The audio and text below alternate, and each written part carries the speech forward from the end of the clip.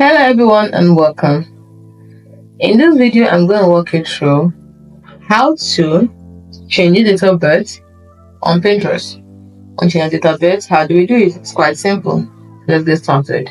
From the home menu, after signing in with your credentials, you click on your profile icon in the top right corner, click on view profile, and then click on edit profile. Then you go to account management by the side, and then you scroll down to personal information. You can see your date of birth, and then you change it. So let's say my date of birth is unchanging. Also January, let's say 2001. It's a simple as that. Click on save. And it has been saved. Very simple.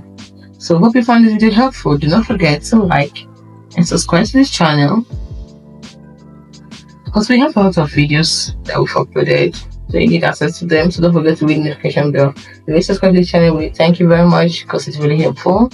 So see you in the next video. Bye for now.